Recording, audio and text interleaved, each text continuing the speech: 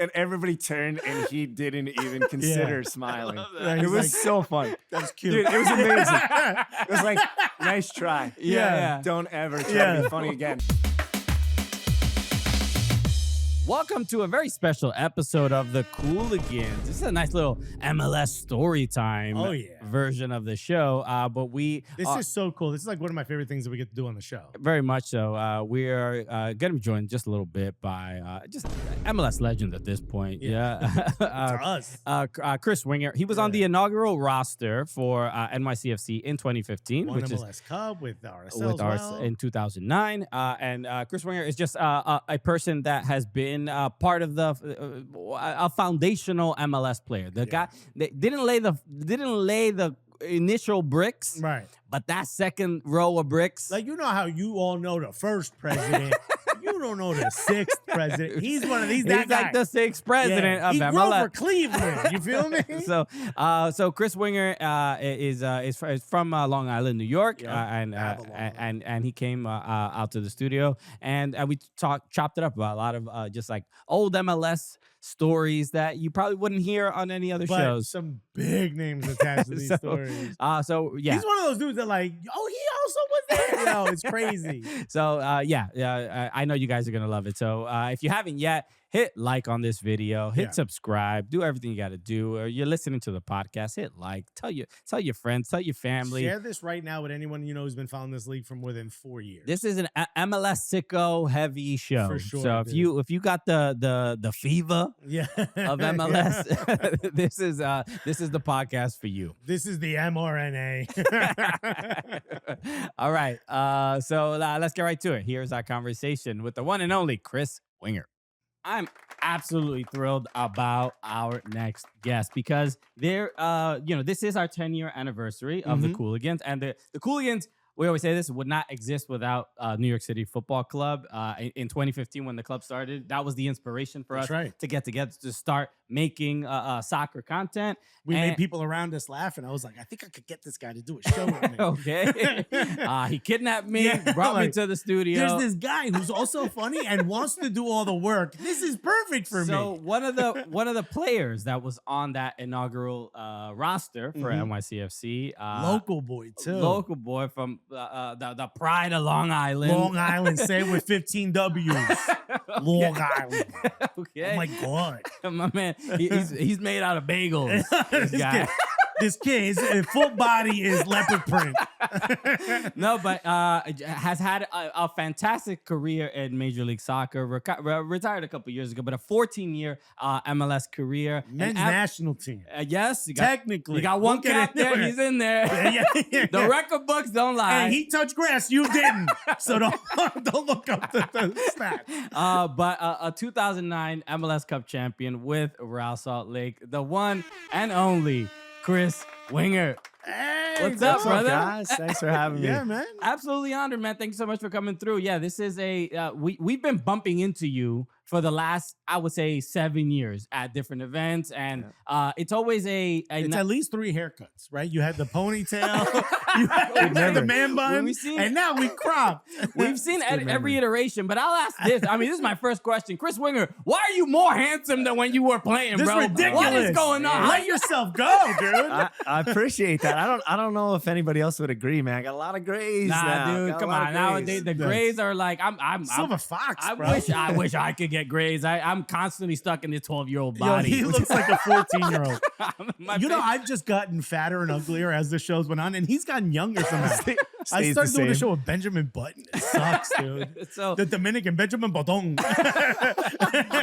But we've been bumping into you, and for years and years. So I remember when one of the earlier times I remember bumping into you was at an event at Soccer Roof in Sunset Park, Brooklyn. Right. Let's go. And I was just like, I think I was surprised that you knew who we were. Of course I knew. That was like my 2015. Come on. You guys are starting out NYCFC just like me. Exactly. Yeah, so that was when we started, there was a lot of a skepticism around us, right? We were stand-up comics in New York. And they didn't play the game. Who are they? Yeah, journalists were like, who the hell are these guys? And I would imagine players were like, what the hell is this? I'm not used to comedians being around. Almost as much skepticism as they had about us. Yeah, 100%. Yeah. So look, you guys playing Yankee Stadium? Yeah, What? Bro, Soccer? The seats are pointing. This is Major League? Are you saying, Yeah. what? But so that was I think even for us, and that was probably like 5-6 years ago when that event at Soccer Roof. But it was a little bit of a reminder of like, oh, like people are paying attention. People are aware For of like sure. what we're doing, and so it's like exciting to be at this 10-year mark. And obviously NYCFC being a big part of it. So that's kind of where I want to start with you, because you were we'll get to the RSL days and the history, but that inaugural season changed our lives. I mean, and I'm sure it changed your life in ways as well. Yeah. For sure. So how did you find out, because you got taken in the expansion draft? How did you find out? Like, was it literally right then when they announced it? Streamed. I think they were streaming it online. Were you watching? This is true. I have a crazy story about this. All right, I'll try not to take up the whole No, podcast please, on go this for it. story. Take as much time but as you want. This is actually a good one. So we go into the off season, and Real Salt Lake, I was out of contract. At the time, we didn't even have free agency. Right. So let's go into maybe a little bit what we talk about with the agency stuff later. But we didn't even have free agency at the time. But essentially, I was as much as you could be at that time. First time in whatever it was 11 years that I've been out of contract, right? So Real Salt Lake had asked me to take a pay cut to come back. And I basically politely said no. How can you make less than 50K? Yeah, exactly. It wasn't that in the beginning. I don't know. Yeah. We got the developmental contract, Oh, dude. 18K living in LA. The more syllables before the word contract, the worse it is. Yeah, definitely. So at that point, I was making decent money, all things considered, but not great. And so they asked me to take a pay cut, but I knew that New York was going to be interested, and Toronto. Actually, I was close with the coaches up in Toronto, Robin Fraser and Greg Vanny was up there. And so they kind of wanted me, and word got around pretty quick. And what happened was Nat Borchers had decided to go to Portland like right away. Oh, wow. Right. And so NYCFC had interest in him because of Jason Christ, and went right away. And then everything like took off. So we thought it was going to kind of happen slow. Everything took off. And it was this weird in between, because people didn't want to be talking about salaries, even though you kind of had to, like behind the scenes, right? So Toronto, I'm talking to Toronto a little bit about what it could look like financially going up there. And then I think NYCFC realized, like, if we don't talk to these guys about the money side of things, like, we're going to lose them, right? So that starts to happen. And then RSL caught wind, and then a week later, it's so funny how, the leverage changes, right? It's like contract popped up. Wait, you didn't realize we was joking when we said we pay cut? We had it in the draft. We just didn't send the email. No, but you let me finish this. We're going to cut the check, is what we're saying. We just said pay cut. So you don't get paid. Yeah. Cut the check. We're going to cut the check. You don't let me finish the sentence. Literally, like, it was incredible to feel like, oh, this is what leverage feels like. I didn't even know what leverage was. Because MLS is structured in a way where you don't get it as a player. Yeah. And guys would be like, oh, I'm out of contract next year. I'm like, you are? They're like, yeah. I said, you don't have any option years? I say, yeah, I have 3 option years. I said, oh, you're not out of contract, buddy. Yeah, right? You are. They're going to do whatever they want with you, You might come back. It's up to them, though. But so you are holding MLS's pocket and walking around. That's not how this works, buddy. So anyway, I saw how that was going. I go out to Vegas with the union. We had the union meetings, right? So it's like 50 of us, which was always a really kind of cool thing, because you're with these guys that have only been opponents. Most of them have only been opponents, and you're kind of like on the same team, so to speak, right? Where was that? We were at an event where we were in a hotel that MLS was hosting. The MLS Players Association was hosting meetings, and I bumped into CJ Sapong, who was at one of these union, but like suit wearing CJ Sapong. CJ was in Vegas that same time. This is 2014. I remember. This is the potential strike season, right? Exactly. Oh, remember Orlando and NYCFC were like, can we get this going? We spent a lot of money to be here. Yeah. I'm going to take a lot longer than 40 minutes if I tell you guys all this stuff about it. Because I was part of that negotiation. But anyway, so we go out there. We're having our like final meetings before, I guess, the next season, when we're going to have the official meetings in DC, right? So it was a kind of a big deal. So we go out there. We have like 2-3 days of meetings. And the last meeting is on the same morning as the expansion draft. Okay, if that makes sense, right? So let's say it was a Friday. I think we were out there like a Wednesday, Thursday. And the expansion draft is on a Friday. And so we had the meetings Wednesday, we had the meetings Thursday. Thursday night, we're all going to go out as a union. At the time, it was still a union, PA now. We're all going to go out. So I call up my agent and I'm like, and we thought we had a deal in place with Toronto for me to go up to Toronto, right? And if you guys can remember this, it was crazy because there was all these different stipulations on what NYCFC would get and what Orlando would get. So somebody got the first pick, then the other one in the draft, in the MLS Super Draft, and then the other one would get the first pick. Got it. Yeah, and, the expansion. And you have a certain amount of guys that were untouchable, right? That were on designated lists that you couldn't touch. And once they took a player from your team, then you could put another player on that designated list of players they couldn't touch, right? So there was a lot of moving parts here. We thought that Ned Gravovoy was probably going to go, which he obviously did end up going. But what we didn't realize was that Real Salt Lake had a deal in place to send Carlos Salcedo to Chivas, Guadalajara. What a name. So many moving parts here. Forgive me, but this is all going to make sense in a minute. So verbally, we have like a deal in place with Toronto. So you think Toronto's a done deal right now? I think that what's going to happen is as soon as Ned or whoever, sorry, no, you're Ned or somebody gets taken from Real Salt Lake to NYCFC, Real Salt Lake is going to protect me, protect me, and then trade me to Toronto, right? So I think this is all in place. I can remember calling my agent and being like, should I not go out tonight with the union, with the boys? Because we're going to have a late night. And on the West Coast, I think the expansion draft started at like 6 a.m. Oof. Something early, right? I can't remember. It was something early. And so he was like, no, you're fine. Everything's set, right? Yeah. Buddy, I got you a suite at the next Toronto Maple Leafs game. You're set, baby. I thought I was all set, right? And I'm Drake wants to talk. It's all done. I was happy about it. I'm like, Toronto, they were just about to get Javinko, which I didn't actually at that time. It was supposed to be Wesley Sneijder, and that fell through. What? That's a whole nother story.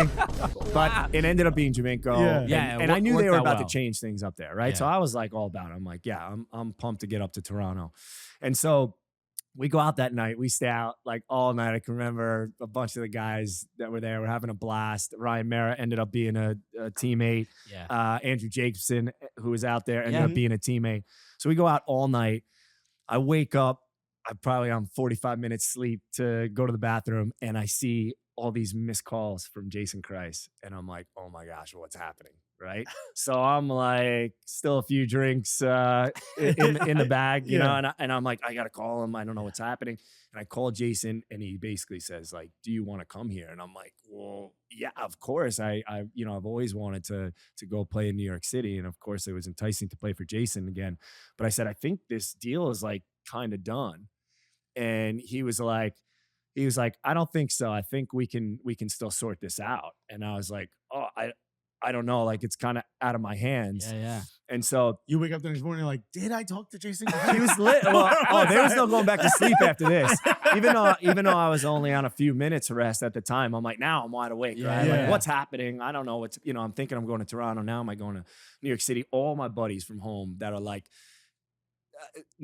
not players at this point, like maybe played growing up, but like they're all in. They're like, what's happening? This draft is about to happen. Are you going to get selected? And I was like, well, 10 minutes ago, I didn't think so. But now I don't know. Yeah. Right. So the draft starts and we're watching on. So literally online. Yeah. Right. It's streaming. And so we're all like by our like MLSsoccer.com. Yeah. I got about 6 or 7 of my closest buddies on a 6-7 way phone call. Yeah. Right. And apparently the way that at least it was 10 years ago was like, if somebody else was calling in or sending you a message, it wasn't going through on my phone. Yeah. Oh, sure. Like you wouldn't get text while you were on the phone call. At the same time. Okay. So I'm on this phone call and we're watching online and I'm about 5-8 seconds behind my buddies. So they're watching and they're like, okay, first pick's in. Ned Gravovoy, NYCFC selects Ned Gravovoy, right? Which is not shocking. Yeah. So I'm like, all right. And I'm thinking they're going to say, now Real Salt Lake re-protects Chris Wingert, and this trade is happening with Toronto, right? Yeah. And they go, Real Salt Lake re-protects Carlos Salcedo.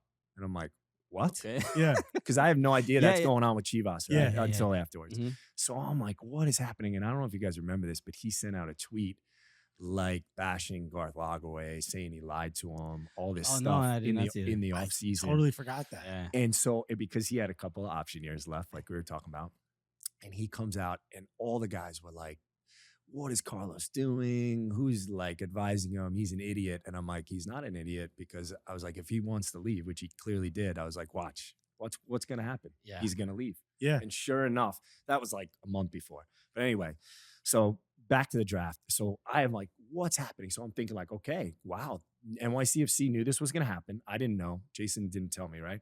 And so now they're going to select me with the second pick, right? He had texted me on the side like, Chris, they had some sort of deal in place where they had something Orlando wanted, and Orlando had, I guess, promised not to take me or something like that, right? So he had texted me, don't worry, we're going to take you with the last pick just because we know that they're not going to take you, right? But I didn't know that because I'm on this phone call. So they go with the second pick. They go with the third pick. They go with the fourth. I'm like, now they're still not going to take me. I'm like, what's happening? Am I going to have a job? You're literally like, I'm stressed. I'm like, what? Can he bring me to Chivas? I don't know what's going on now. You know what I mean? Yeah. So I got no idea what's going on. And the 10th pick comes in and my buddies are all like, on the edge of their seat. And they're like, selects Chris Wingert. And I'm like, but I don't know if they're like serious or for sure. And I'm like, wait, let me hear it. Like, I gotta hear it. Anyway, so obviously they select me. We go to the final meetings. There's like a couple hours of meetings and I'm on no sleep. We've been out all night. I'm sure telling the guys like that are asking like, oh man, I'm going to Toronto, whatever. They obviously all watched the expansion draft. And I missed the meetings because this was going on, right? But I walk in at the end and I'm like super hungover. And hate to say it, but I walk in and Andrew Jacobson's like, all right, dude, let's do this. And I'm like, I'm pumped, but I'm also like, just like out of it. Like, I don't know how to feel about everything. Like, everything that just happened. Completely changed. What just happened? You know what I mean? What just happened? Right. So it was kind of like, and everybody else was looking at me like, what the, just happened. And I'm like, I don't even know. I'm trying to, and I'll never forget this. I go to the airport and in Vegas, and Beckerman wrote me this like long message, and he's not that type of guy. Like he's not like a like a mushy guy at all. Carrier like, pigeon guy. He's like the white dude with the dreadlocks would make you think he'd write a poem or something. More of a haiku. I see him with an acoustic guitar by a babbling brook. Maybe I was wrong. The guys on the field couldn't believe that he was like chill off the field because he was so intense and would like crush people on the field. Yeah. But the people that only knew him off the field, like my old girlfriend would be like, Kyle's intense. And I'm like, oh, you have no idea. Yeah. But so he wrote me this like really nice message, just like that he was happy for me, but obviously bummed that, we had been playing together for 10 years.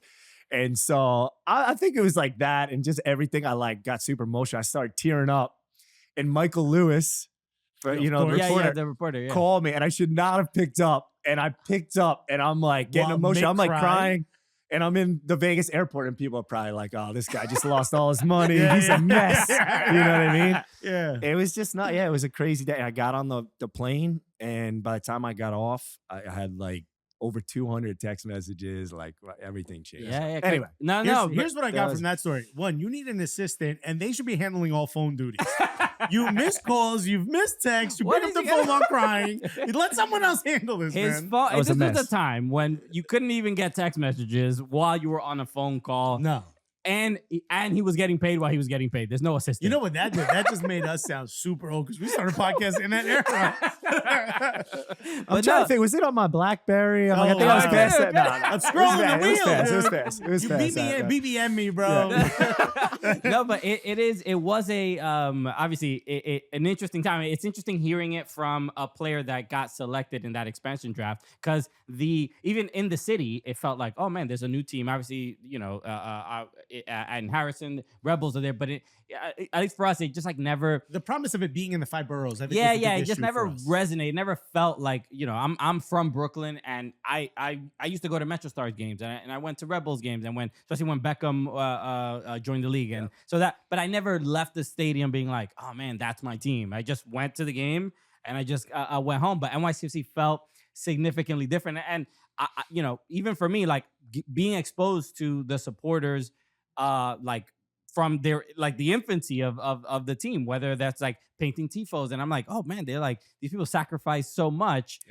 So even from that perspective of being from New York and going to a New York team, I'm saying you're saying you're getting emotional about it, but that must have been part of it as well, because I had seen one of the post game interviews that you talked about that inaugural game at home at Yankee Stadium, where you took the train to the stadium, and that must have just been a cool feeling with all the NYCFC fans, and you're gonna be closer to the action than probably anybody else on that train. For sure. It was cool. Like that first game when we played New England at home, it was just like perfect. Like Villa scored, the star scores, right? You win the home game.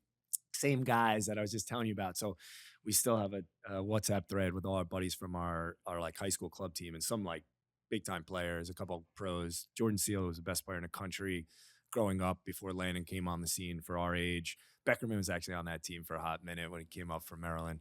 But we're still really close, all the guys from that team. And my one buddy who had kind of initiated that phone call when the expansion draft was going on got like literally 100 of my friends from home to like come to that game. That's and they were beautiful. all up in the That's stands. And there's a couple photos I could show you guys later. Somebody actually just sent me a video, which was so cool. I don't even know who it was.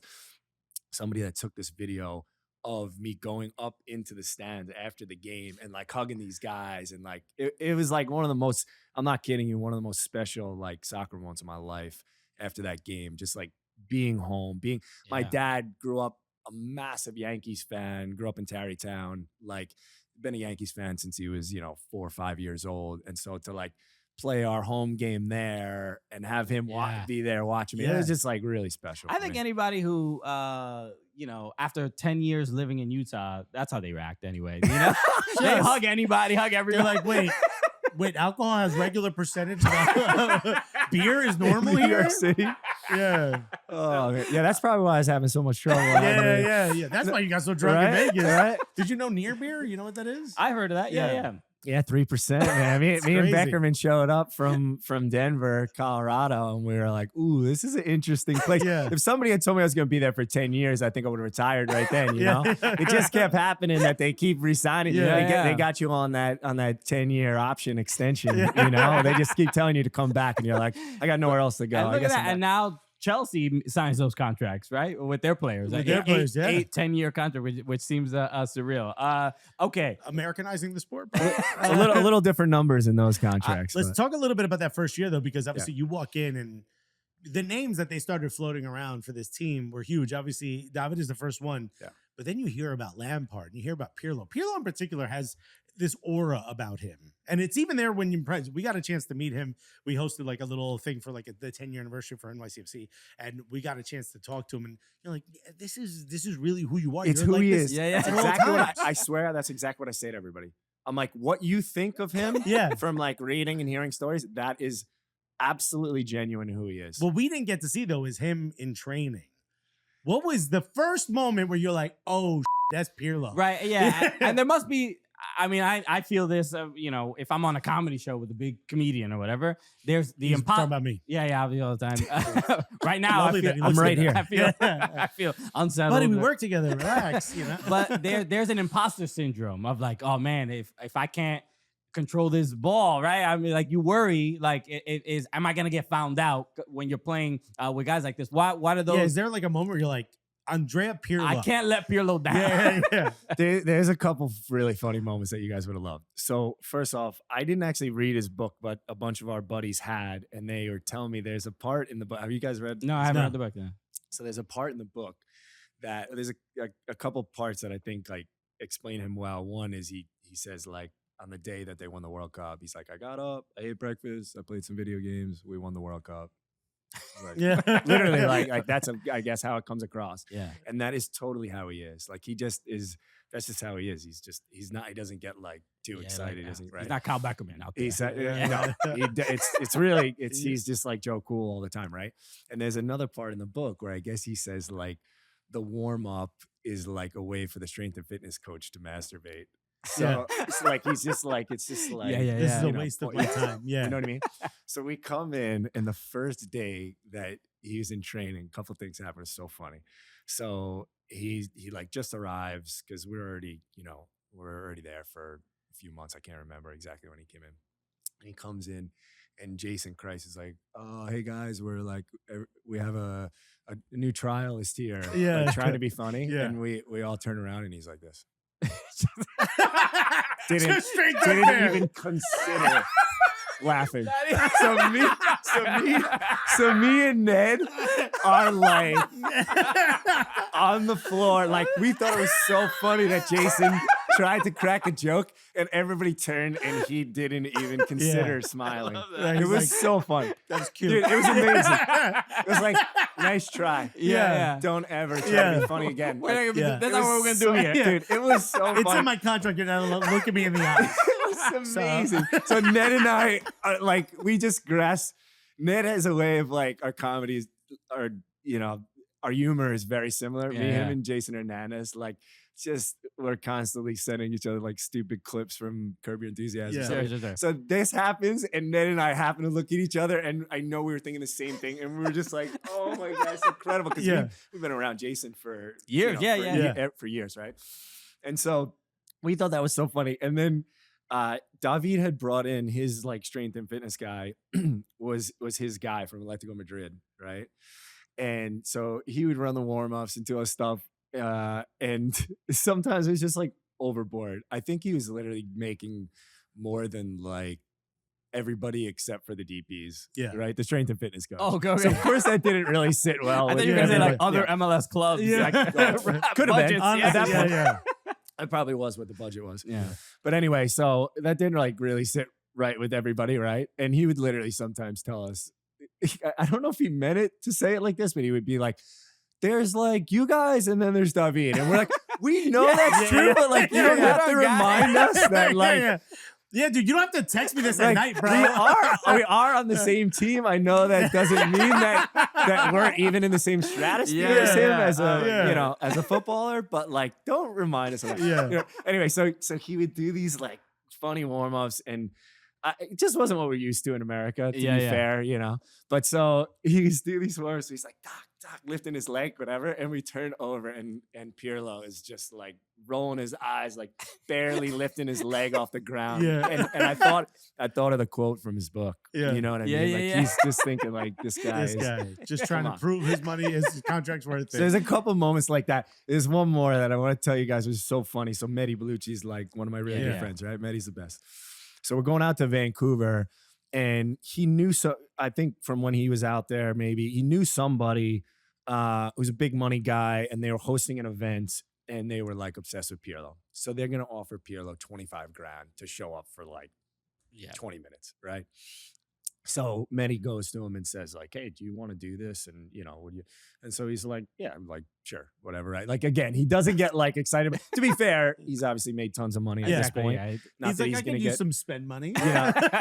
But it's like, is that enough? We don't know how these guys, what they want to do and what they don't want to do, and certainly, Pirlo is not the type of guy to like be hustling, running around trying to get every, I'll do any appearance for like at that point. He Like, also grew up a rich, couple $100 so bucks. he's like, even the money I made is not even that significant. Imagine Pirlo like, "Come down to Dave's laundromat."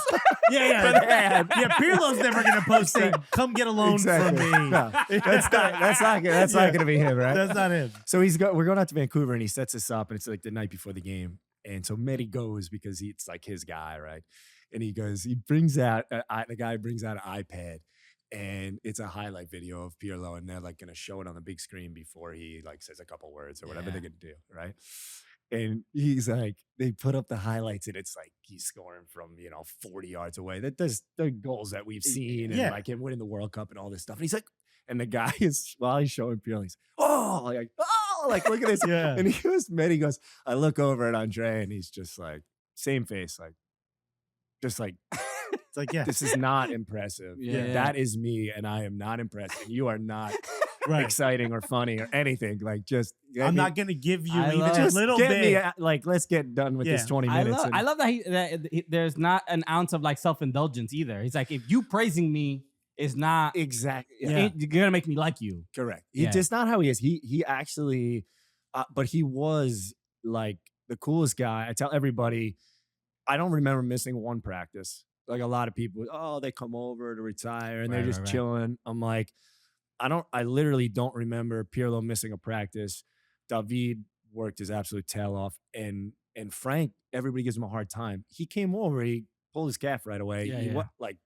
What could you do? Yeah. I can remember him staying after practice on his own, no strength fitness coach, no nobody, and running suicide sprints, like to get back. Yeah. And what people forget is like the next year, I wasn't even here, but I think he scored like 10 goals in 12 games. Yeah, He had sure. like, when he was, Yeah. you know, it's not, he didn't come over to like take it easy.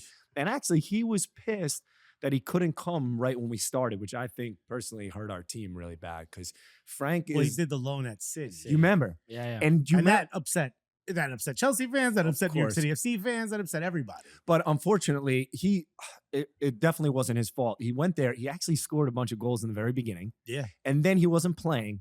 And what happened was he was supposed to come over and, you know, whenever we started, January, February, he was supposed to come over, but Yaya Toure left to go to African Cup of Nations and they wouldn't let they him wouldn't leave let because he him. was like a depth piece. Yeah. Excuse me. Yeah. So we became friendly because I think just from me being in New York and stuff, he would come over with Christine and like I'd help them look at some places. We'd take Sure, them out, sure. whatever. So we became friendly and we went over to do preseason in Manchester. And Frank was great. Like he's part of their team, but he would try to spend some time with us and whatever. And he got tickets for the guys to go to a couple of games that we otherwise weren't going to go to. And he goes, Chris, I'm pissed. He's like, I don't want to be here anymore. Like I'm not even playing. He goes, I just want to come, but they won't let me leave because of this. And then because he wasn't able to come right away, then you can't come to July. It really hurt our team because Frank's the type of guy that everybody would have rallied around. Yeah. As amazing as a player as David was, and we got along great. I think something that we struggled with as a team was there was definitely a little bit of a rift between the Spanish contingent a bit and the American contingent. It just, we couldn't quite get it. It wasn't like guys hated each other or anything. Yeah. It just, we couldn't quite get that mix where like at RSL, Javier Morales and Beckerman did an amazing job of like getting the group together. And I truly feel like if Frank was here, everybody would have kind of like, because he's the captain. Like that's his personality. He's the type of guy that everybody wants to like be around. And Sure. he's a total guy's guy. He's the man. I think for a lot of people who remember Frank Lampard's first year at New York City FC, it's split. I think there's the group that's like, if he would have been here early, if he would have cared more, that who think that about him. Yeah. And then there's the other group that are like, at least me, I kind of remember from Jack Harrison's own speaking about it, how he really put his arm around him and was like, let me help you get to that next level because he saw something in him. And that right there to me told me everything you needed to know about someone like Frank Lampard. I don't know anything about his personal life. I don't know if people in Chelsea dislike him or like him. I just remember someone who's willing to put their arm around a kid who's, first year in the league, first time as a professional, has this crazy story about leaving Manchester United and coming, as a kid and coming to America and finding a way into the league. All that. If you're willing to put your arm around him and help him get to that next level, that tells me everything I need to know about you. Frank is the man. Anybody that says that has never spent any time around him. I'll tell you right now, maybe one of the last guys on the roster who's a really good friend of mine, unfortunately only played a few minutes that year and ended up having his career cut short because of injury. Connor Brandt. I remember. You guys remember Connor? Yeah, of course. To this day, Frank stays in touch with Connor. Connor went over and his favorite team is Arsenal, and Frank got him a suite and set him up like the whole. One of the last guys on the team. Like, that's the type of guy he is. Like, he's it has nothing to do with like. Fan. Can I call Frank? What the hell's going on, Frank? Remember me, bro, from the first season? Right, yeah. Frank, he's not. He doesn't care about like.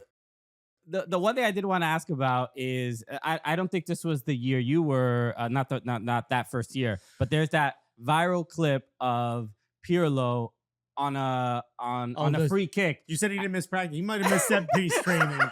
because he was supposed to be on the near post. He was on the near post, and he's just very casually defending. He basically is like one leg over the other. So I don't know if that was the first year. It might have been the second. I don't remember. But our friend filmed that video. Yeah. So, but I mean, the image in itself, and which I understand of the ball going over his head and him looking at it, not even jumping. I do kind of. Everybody loves. I love Andrea Pirlo. It feels difficult to. Who am I to criticize Andrea Pirlo in any way at all? But there were moments of like, oh man, I'm not gonna say like retirement league kind of thing, but of like he's here to do what he does. He's not necessarily here to do. To be in the wall of a set piece or it's not a specialty. A goal line clear. He wouldn't have done that in Italy. Can we put that on the coaching staff? Come on, you gotta know that. That's not Andrea's.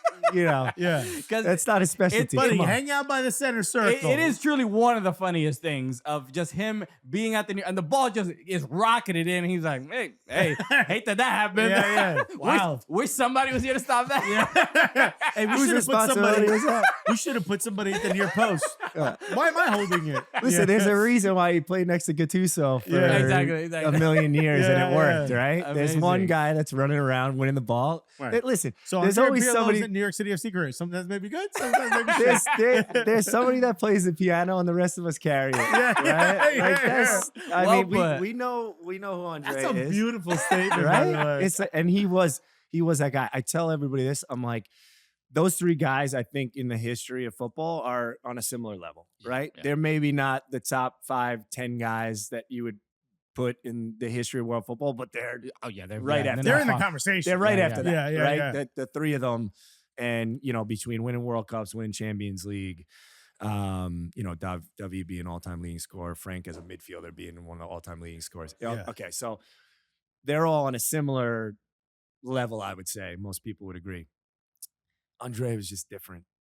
For Frank and David, the best way I could put it is that I could understand their ability. Like, they were obviously on a whole different planet than like the other guys on the team in terms of, their careers and whatever.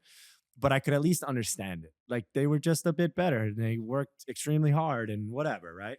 But Andrea, I would watch him and I just couldn't quite, like, you can't quite grasp it. Is there one thing you might have done in training where you were just like, I didn't know the foot could do that to a ball? The first story that I have about Andrea Pirlo was I was playing for the Olympic team, the 23s, and it was my first ever trip. We went over to Italy and we were playing their U23s, right? And Beckerman was there. I think Landon was on the full team playing against their full team the next day. But Bees was with us, DeMarcus and whatever, right? So we go over and it's one of my first camps with the 23s, and I'm just like trying everything I could do to like be a part of the team. So I started right back. And the big story about the other team was Cassano. Remember the center forward? Mm-hmm. He had just went to Roma for $30 million, and I was still at St. John's. Yeah. True story, right? Wow. So I'm like, so he was the big story, and the coaches didn't like him, so he's like on the bench, whatever. But I didn't even know who Andrea Pirlo was at this time. He had already went to Milan, but it was like recent. And so we played the game, and I remember just trying like so hard to just whatever defend and play two-touch and be in the game. And I remember seeing this guy and being like, he's not even like breaking a sweat, and he probably lost the ball because he maybe tried to thread in needle once or twice, but I don't remember losing the ball. And every pass was like a little different. Like every pass is like a little bit more loft or more of a ping or a little weighted a little differently. Like, and we left the game, and I was like, who the is that? Yeah. And obviously he was already, on his way to becoming an all-time great. But like, damn, he was an agent even back then. Yeah. He could see the I wish. I didn't get him as a client. But yeah, 10% of that would have been sweet. me, I remember talking to Martino was there too. And I remember talking to Martino. And I think he already knew who he was, but I was like, this dude is just on a different. I came back. I went to Acquista Trattoria in Queens. Do you guys know the Acquista? I don't know. Okay. And I remember telling, because they're huge fans, Italian, Italy fans, but also of Milan. And I remember saying, like, they knew who he was, but I said, this guy is like on a different planet. Like, I don't even, sure enough. Wow. Anyway. Did he still have it when you trained with him in New York City? He just, it was amazing because obviously we do for maybe what we lack in other areas compared to the big leagues around the world. We do have great athletes, right? Yeah. And we have some tenacious midfielders, and these guys that were so much faster, stronger, quicker than Pirlo, especially at that time, just couldn't get near him. Like they'd be near him, and he has this ability of just getting you off balance and just a little, shimmy, a little open his hip, change direction, whatever, and it just couldn't. It was amazing. I think Pirlo obviously one of the greatest ever do that, and that particular skill of like ever doesn't look. He's clearly not the fastest, but he just makes everybody look like bewildered at everything he does. But like Busquets, I think is another one that's obvious. But I would say the first time I think I saw that in person from somebody was at the 2018 MLS All-Star game in Chicago, Real Madrid against the MLS All-Stars. Isco. I saw Isco, and I'm just like, he has eyes on the back of his head. Why can't anyone? Video games. How can no one get close to him? Every player is just like trying to give him some trouble, and they can't even get to a point where he's like even slightly rattled. But Pirlo is just one of those guys that just that is what we're seeing on the middle of the pitch. It's crazy you got to work. Yeah. I mean, look, there's a lot of and another thing you mentioned about Lampard. I remember we went to Pace, but to the training ground that first year. Purchase. Purchase. Yeah, that's right. Purchase. So we went there to go see. It was like an open training, and we brought our podcast equipment. So we went like as fans, but we brought we didn't tell them we had a podcast. Smart. Yeah. So we were just like, oh, we're gonna, and then. But they were like, no filming, no nothing. So you're gonna watch training. We can't let anyone know what we're doing. And we pulled my iPhone. He has a messenger bag. We pulled 2 microphones with cords out of his messenger bag. So all of a sudden, people start to get alerted. Yeah. So then they were like, "What are you doing?" And we're like, "No, we're not filming. We're just recording an audio thing." And Sam Cook, he's still there, obviously. But there was a woman came up to us, and she's like, I don't know if you're allowed to do this. I'll be right back. She went and got somebody, and that guy was like, I don't know if you're allowed to do this. I'll be right back. And then you guys were gone by that point. Then a British accent showed up. We were like, oh, CFG official here. Yeah, and then but he was like cool with it.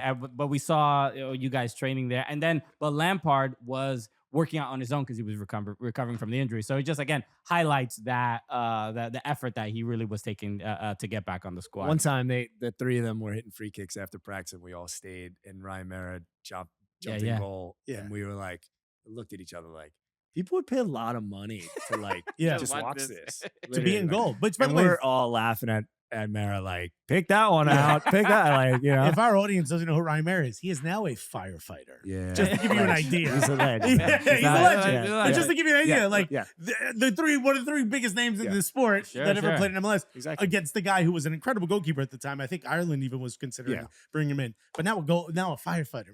Man. It's very fitting that you said that, because the reason why he retired, they offered him another contract at Red Bull, but you have to apply for, if you're going to be a firefighter, you have to apply by a certain age. Yeah. So he was going to miss that cutoff, and he knew he was going to get a job if he took it now. And his dad's like a legend. Yeah. His whole family. Yeah. His brothers.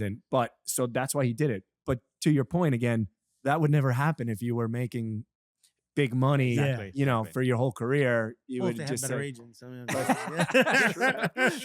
I want to take some time. I want to talk about RSL as well. And thank you. I mean, I could go for hours. Yeah, you're being very generous. Yeah. I do want. You are an agent now. Are you Rock Nation still? No. Okay. I've been on my own for about a year now. Okay. Yeah. All right. So Congrats. this. I mean, we working in this space. We obviously have befriended lots of agents, and it's been it's a cool. It's a weird thing for me to even say like, I'm texting this agent, I know this agent, or whatever. And like, there's something about American soccer that that we feel so sort of like it's weird that we're so close. There aren't that many degrees of separation between us. 1 degree.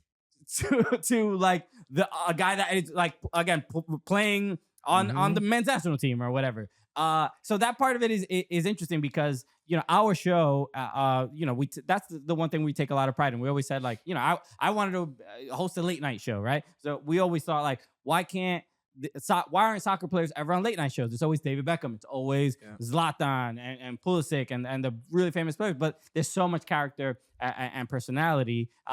So that's where I think agents come in as far for people like us, because they're the ones that are like, yo, I'm trying to, not only is like my athlete, like my player is good and the client and they do everything they got to do, but I'm like also trying to get them visibility. And that part of your job, where as an American soccer agent and as a former player, you know what the landscape was like 15 years ago versus what it's like now. What are the how are you navigating it now? Because when you were when you couldn't receive text while you were on a phone call, things are a little bit different now. Social media, everything. What's the balance of work? What is the agent like day to day or work life of like getting the players publicity and also getting them opportunities to obviously play on teams and getting them contracts and getting the most money that they can? It's a great question. There needs to be a balance there, because I always try to look at it as a player. What would I have wanted? How do I want to be treated? All these things. But the other side of it is you got to be careful when it comes to the numbers, because what was good money and a good contract 10 years ago is not anymore, right? So, and of course, none of your clients want you saying, well, that's pretty good money. And they're thinking like, I should be making 2-3 times that.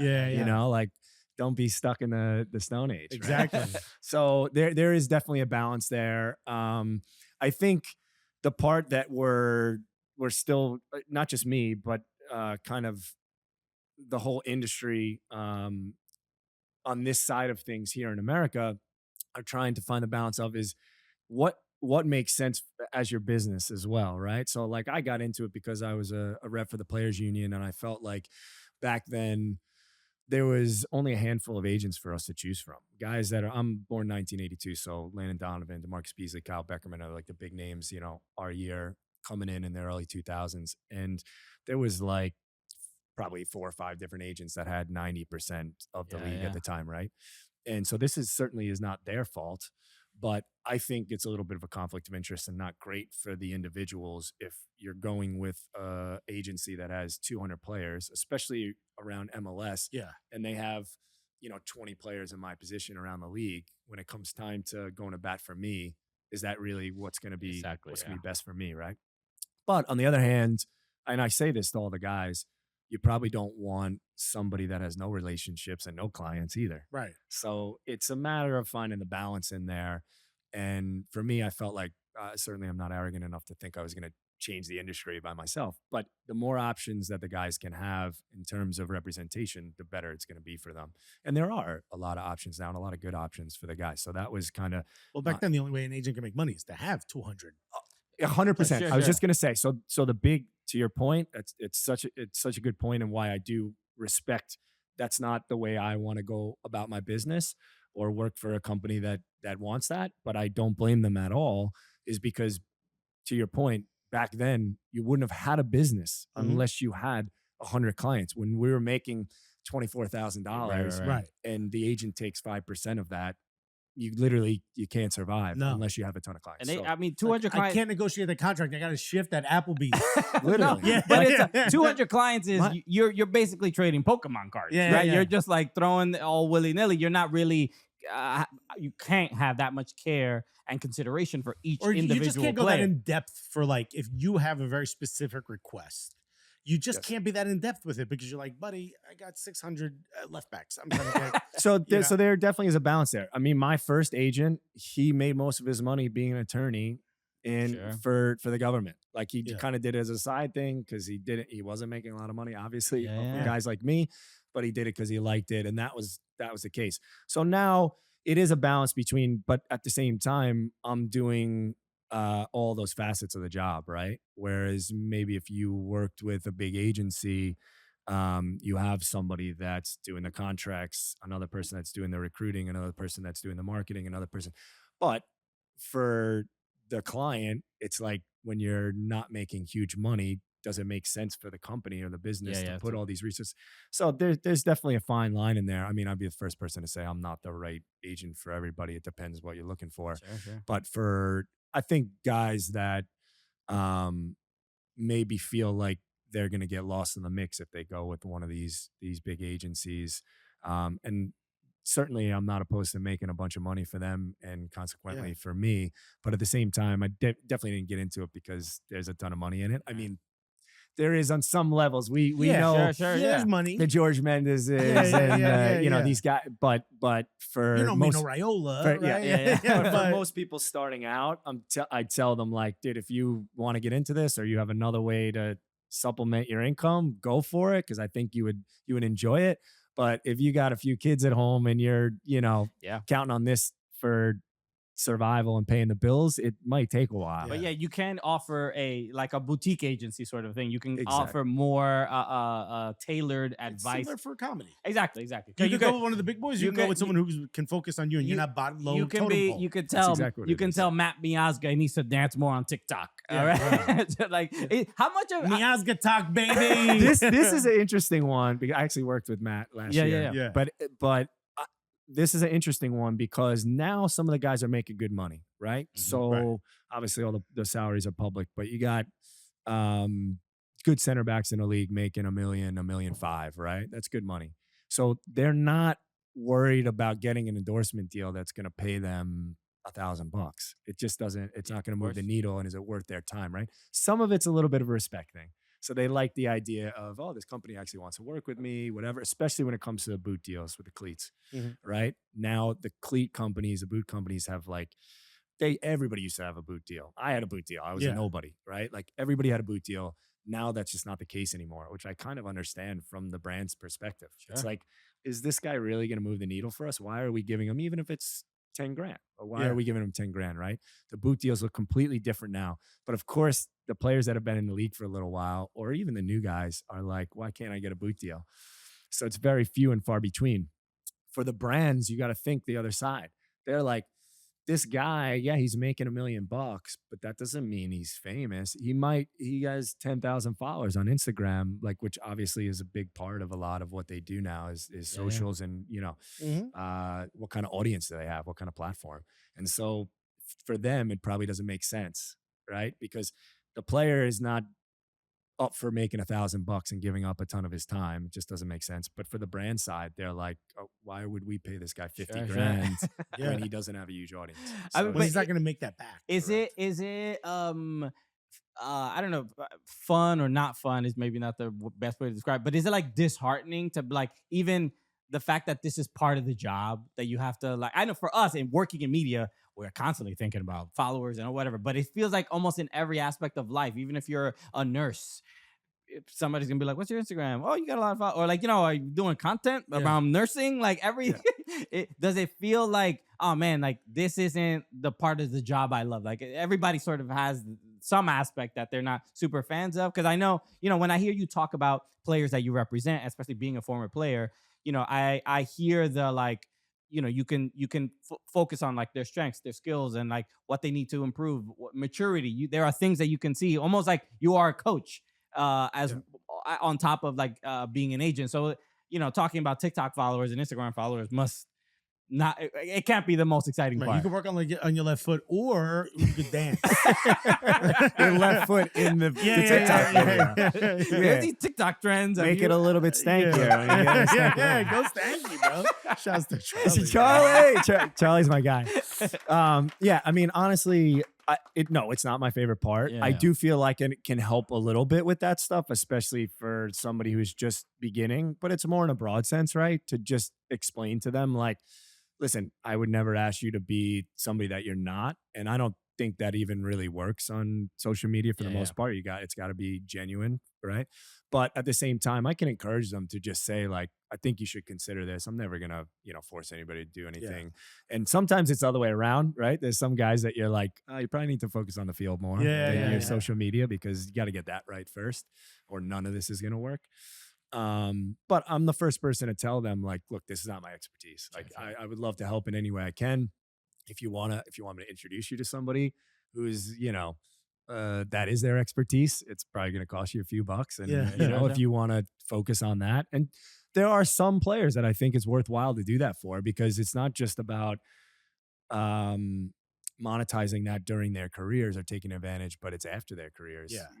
When you can set yourself up so that now you do have a bit of an audience, and can maybe have some other forms of income when you're retired, when everything shuts off. Yeah, Most players don't know what that's like. And that was something that I really did want to focus on too, is I felt like my agent, I won't name any names, but I've been retired for whatever, 7, 8 years now. And I think I've spoken to him twice. And once he called me by accident.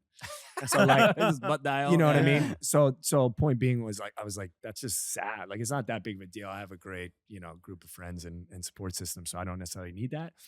But just the fact that as soon as you stop making money for somebody, you're just like, your relationship shuts off. And I know that happens to a ton of the guys, Yeah. right? And so I didn't want that to be the case with myself. And I felt like since I've been through it, I could hopefully help, somebody that's going through that process. Obviously, a lot of professional athletes we know get depressed, and you're making, especially now, even more so because guys are making decent money. Whereas like before, we all knew we were getting jobs afterwards, right? We're like, nobody's retiring and just chilling. I guess that brings up like what you're now in this phase of like helping guide the next generation of the players in this league, or just the young American player, which you had mentioned when you started, look at your career, you started at Brooklyn Knights. Like, now these kids are like in academies and, they're getting minutes as teenagers on the senior team. And the world's so different in just 10 years or just 15 years from when you were like really in the peak of your career. What is it that the American player is looking at now? Like, what is that world? Is it easier to get to Europe? Is Europe as important? Pittsburgh Riverhounds are building an expanded stadium. Yeah. Is USL now a real place where they can actually make money? Is that business even, actually thriving? Like, what is the landscape for the American player look like now? Yeah, it's a great question. It's so different. I don't think there's one route. And I try to tell the guys that too, is I'm like, do your best. I understand it's not easy, especially as a teenager, because I would do the same thing. Yeah. But I'm like, try not to worry about your buddy. Your buddy next to you that's on your team is not you, and his path is not your path, right? Yeah. And it doesn't matter if that's a path that you want or don't want, but try to keep the blinders on in that sense and just worry about what's best for you, which might be USL. It might be MLS, the homegrown system. It might be college. It might be Europe. And it doesn't have to just be one and not the others. It might start somewhere and then go back. Now we're seeing guys like Diego Luna and Fidel Barajas. These guys, like, they went to USL, left the MLS system, went to USL, crushed it, went back to MLS. Now some of the guys are going over to big foreign leagues. Like, this is happening now. And so to your question about, is Europe still, the place where guys want to be? I think yes. But there is a way to do really well here and make good money, and it doesn't have to be over there. I also think that Europe, everybody thinks that they want Europe because what they think, as for most 15, 16-year-olds, I can't say this for 100%, but 90% of them, if I ask them, what do you want? They say, I want to play in Europe. But to them, Europe is to play in the Champions League or Real Madrid and Champions League and big money and sold out stadiums. When in reality, most of them are going to go to Germany because of our relationship with the military. They can go there and not be foreigners, right? And so you see a lot of the guys start there that don't have EU passports. So mostly likely it's going to be Germany, and maybe they don't speak your language. And the other kids on the team, they don't want to be your friend because you're about to take their place potentially, right? And it's going to be gray as hell. And you're going to be 5,000 miles away from your family here. That's tough. Like, I don't think I would have been ready for that at 15, 16. That's not comfortable, right? Yeah. And so in reality, it's like, you could say that you want Europe. Do you really want Europe, or do you want what's in your head, Europe? Yeah. But there's nothing wrong with that. I think when you say that to people, they think like, oh, I can hack it. I can, you know what I mean? Right. There's nothing wrong with that. I mean, Georgie Best went to Man U and went home for a while. Like, it happens to all-time great players. So there's not one pathway, but I do think it's cool that there are multiple pathways for people now. You still can go to college. It's not like it was when we were coming out where almost everybody was going, but it is a pathway.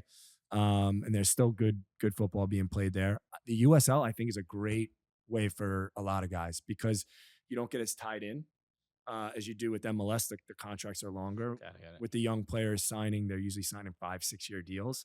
Excuse me. And it's a second team deal to start. A lot of times we call them hybrid deals, where it's a second team deal and then a first team after that. Whereas USL is usually only 2-3 years. They know that they're not going to keep you long term. Yeah. So they're all about building you up and then trying to sell you.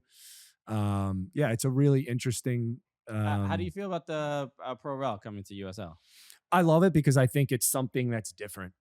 I'm also in the camp that, like, I'm not saying it wouldn't be good for MLS, but it just doesn't make any sense. Like, if I'm a billionaire owner and I just spend $500 million to come into MLS, and you're gonna tell me I might get relegated next year, like, that makes zero sense. But they doing it in Europe. Americans are buying teams in Europe. But not for 500 million. Not for 500 million. Yeah. The guy who bought Bournemouth was talking about how, like, he bought the team for like 200. It's almost like crazy. There's championship clubs that I know would sell for $100 million, or you know, and now I think Wrexham is spoiling this because people think, like, oh, we just buy this club and get them promoted. Like, that seems like Tom Brady is like, it is not that easy. A couple cameras, right? a soccer team. Ask Burnley. Ask JJ Watt. Ask these guys. Is it easy to get promoted or not get a team at Burnley? That's relegated? Youngstown, Ohio. Of England. It's difficult, right? So anyway, but to the point, like, we're not in a place to do that with MLS. This is a whole nother probably topic that we don't have to go into right now, but is USL, like, of course I've had a million people ask me, I'm sure they've asked you guys too, like, is USL like a good business model? What does that mean? Like, I don't necessarily see how it's so confusing. I don't know how to answer that because Detroit City wants to spend a couple mil on a massive stadium. Pittsburgh Riverhounds want to expand the stadium. There's clearly money to be made, and I went to Louisville City to see Louisville versus Indy. Yeah. I'm like, Indy wants their own stadium.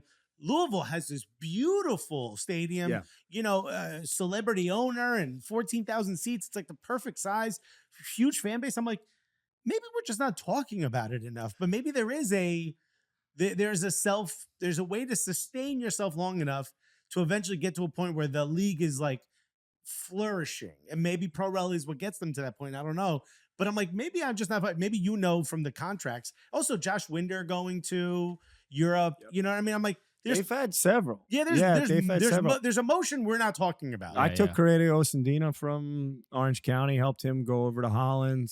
Yeah, and sign over there. So there are guys that are, making moves now, and it's getting a little bit of different respect. And you know how that goes. It's like breaking down the barriers of even our best players.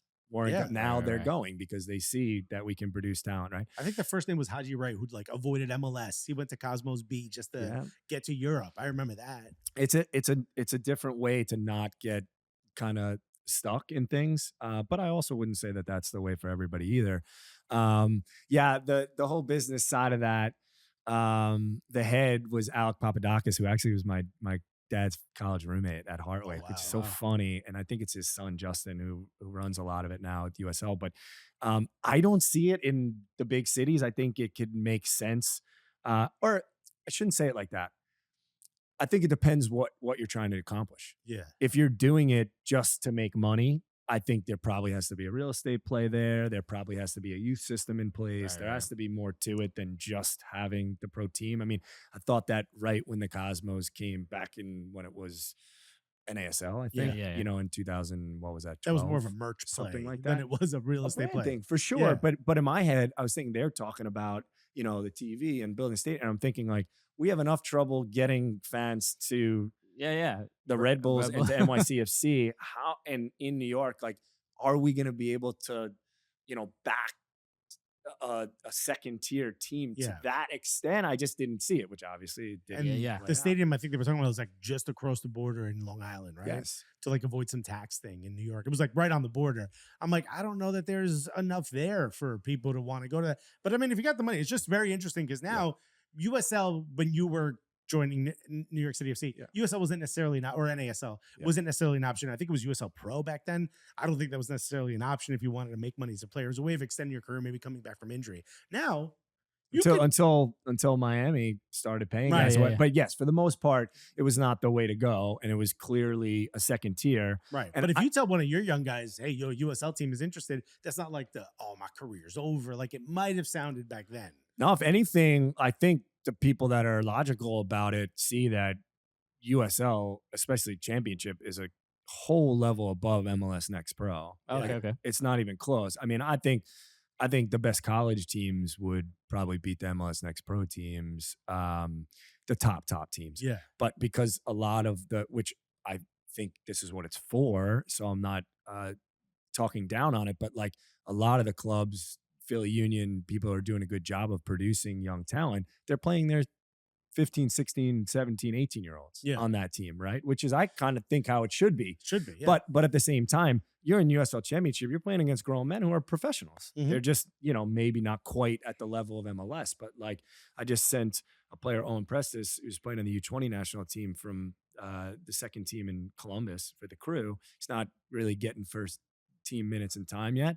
And we just sent him to Hartford in USL. And to me, it's a clear step up. And I think that they realize that some people in MLS are a little bit biased and think like, oh, well, this, and I just think that there's a distinct difference. And then there obviously is a distinct difference between USL Championship and MLS. And the nature of the competition is just there's a little bit more pressure playing at Hartford, and the fan base and the supporters are pretty. A lot more is asked of you than at MLS Expo, yeah, which is for sure. It's going to be a challenge for him, so I think it's all right. That's great. I want to wrap up with. I got some. Oh yeah. Let's do. So should we start? Yeah, let's start with the bullet points, and then I want to talk about the 2009 MLS Cup final. So what happens when you guys just let me carry on? I'll keep going.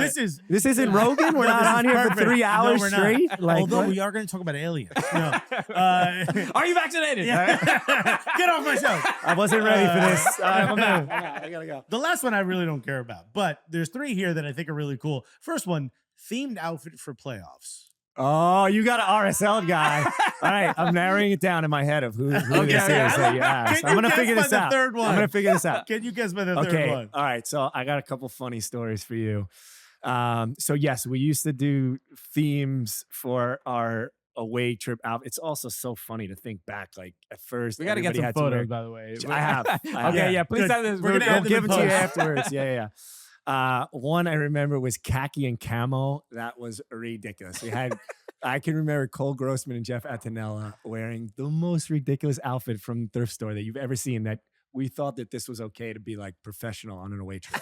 I mean, if anybody saw us, like what, and I get, we were obviously still flying commercial at that time. So I guess we went through the airport and I'm sure people were like, what in the are these guys and this wearing? Was like a way of like bonding as a team? Yeah, it was just like a silly thing. It started like reasonably. It probably was like dress professional, and that was like a tie or dress nice. And it was like, and then we would rank them, and we would like rate the bottom 2 and the top 2, and you would like win or lose, and you had like, it was like a whole thing.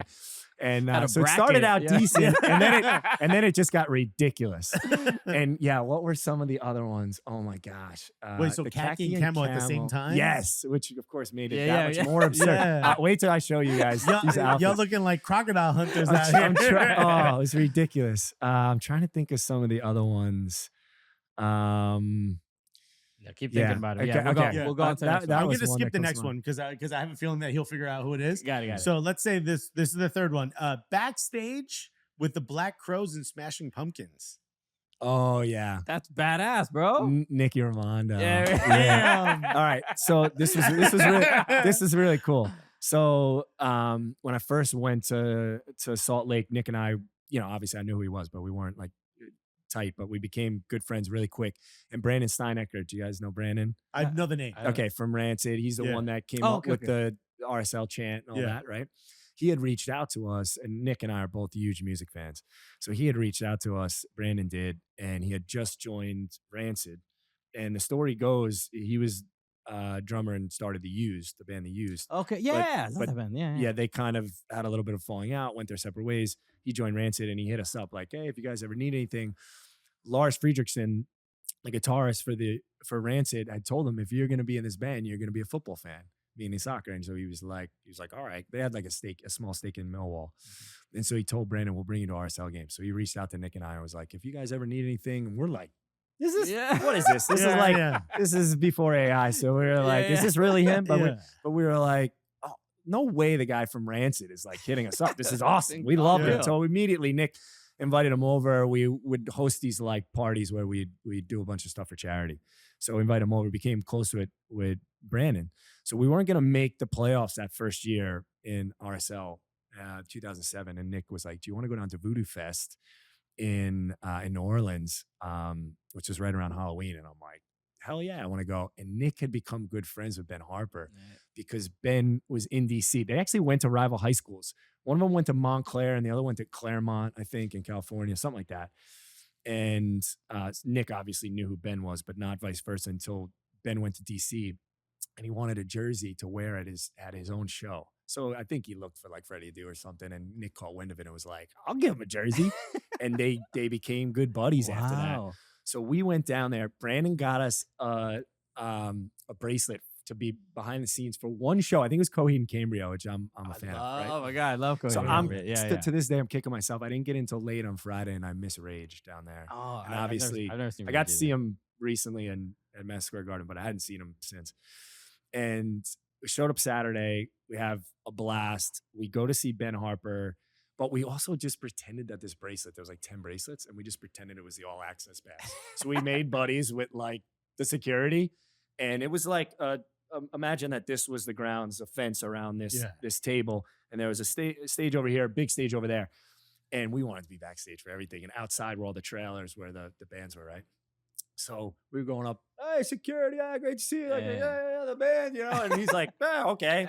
And so now we're just like in. Yeah. We're eating gumbo with the band's families. We're like, seriously, we're back there. We think it's so cool. So we go on. We're actually on stage for Ben, which I thought was the coolest thing ever. Yeah. He comes off, takes off his shirt. He's like sweating, whatever, before his interview after the show, puts on Nick's jersey, does the interview, comes over and is like, you guys want to go out to dinner? And I'm looking at Nick like, my mind is like, what? Hell yeah, we want to go out to dinner. Oh, go, let's go. And Nick's like, all right, we're going to stay. The headline was Smashing Pumpkins. So he's like, we're going to stay and then we'll meet you guys out at dinner afterwards. So I'm just having the best day of my life, So we wait for Billy Corgan to come out of his trailer. And I'm not kidding you. We're next to the stage. Stage is here. We're here. It's 30 feet away, right? He gets out. We would wait back there, take a few photos. There's like nobody back there. There's like 5 people, right? Let's take a few photos when they're walking on stage. We'll go out, watch the show, and then come back. So we wait. He gets out of his trailer and gets in a van. And we're like, the stage is right here. Like, where is he going? And the van's like, boop, boop, 10 feet. And he gets out the van. And Nick and I are like, that's kind of weird, right? Whatever. We don't think too much of it. We go out front. He plays the show. It's awesome. Acoustic 1979. We're like, this is probably it. So like, let's go back and like get some photos, maybe see him come off stage. He goes to come off the stage and somebody hands him a white sheet and he puts the sheet over himself, gets in the van and drives 20 feet again. There's nobody back there. It's not like a crowd. You're not missing. We're like, how big is your ego? Like, we're not even allowed to look at you. Yeah.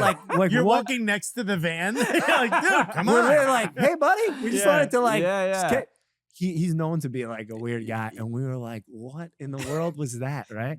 So anyway, strangest thing with Pumpkins, we end up going out. It wasn't on Bourbon Street. They had some other spot there. By the way, the second bullet point was dinner with Ben Harper. So I knew you would have known it was Nick. So we go out to dinner, and it was literally me, Nick, and the band. And I was literally like, man, badass. I was trying to say hi to everybody. I'm trying to hit on the waitress because I'm like, if I'm ever gonna be cool, part of the band. You're part of the band. Now. Yeah, it's right now. I'm like, if I'm ever gonna ask for a favor, anything. Did you ever see recently there was a clip of Bill Burr and Billy Corgan on Howie Mandel's show? Apparently, have you noticed they look the same? They look Bill Burr is my favorite. Bill Burr, he's my all-time favorite. So have you noticed they kind of look the same? Comedy overlap, but not until you said it. Apparently, they're related. Now they're related. No way. So apparently, Burr and Corgan's father, he was like a dirtbag and was like a traveling musician, had a kid.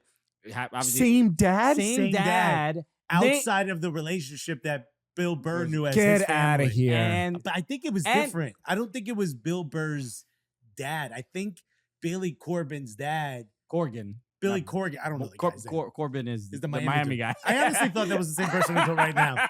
I'm like, man, this guy really is. Is he also related to Bill Burr? I think Billy Corgan's dad slept with Bill Burr's mom while the dad was a traveling musician. Oh, okay. I don't think it's the same dad. Well, on the podcast, Bill Burr was upset because Billy Corgan showed up and was like a surprise. He was like, he told Howie, he's like, what the hell? Why are you bringing him here? You know what he says to Bill? Because he's heard it before. Billy Yeah. Corgan. He goes, you ever notice I don't talk about this? Yeah, Why do you think this is okay? But the two of them sitting next to each other, now that they both shaved their heads, you're like, oh my God. Wow. And then he was like, did he ever lighten up? No, not apparently really. He's like extremely mad at Howie Mandel. Yeah, Whoa. and one of the points he made, he was like, my dad was such a dirtbag. He had another kid and gave him the same name. Both Bill. Yeah. That's Which so is true. so we do gross. that. Yeah. Actually, there's a comedian I'm friends with whose grandfather was like a serial cheater. He was like, had multiple families. They found out about it later in his life. And one of the things that struck him the most was that he had like 3 kids each. And he gave them all the exact same name, so he would never forget the kids' names. George Foreman? Yeah. Stop it. There's other people that are that. Isn't that crazy? At least that's the same family. Like it that makes is some all sense. that Yeah. same. Is that better or Yeah, worse? I honestly don't I know. love George, but come on, man. Georgina? That's a rough name to grow up. Hey, Grill. Yeah. But you guessed it was Nick Raimondo. Raimondo, he's one of my all-time favorite guys. We can talk about Nick Raimondo. Nick Raimondo is also someone who has not done the show yet. You I guys saw gotta him a get couple Nick on. weeks ago, and I said, you got to do it. You got to come to New York, though. It's ridiculous. I don't want him remote. He's got to be in the room. Nick's hilarious in his own way, which you guys obviously know, Yeah. but you should definitely have him on. He used to pull all the pranks. You got time? We got time? Yeah, go for it. So one of my favorite, I just told this story with I don't know if it was when we were at the showdown or what, but I was just telling some people the story because Nick was hilarious with the pranks. Like he was so good, and apparently they had a ridiculous locker room in those DC days when they won the championship. It was like Marco Echeverri and Jaime Moreno, but then you had like Mike Pickey and Dima Kovalenko and these like a lot of crazy personalities.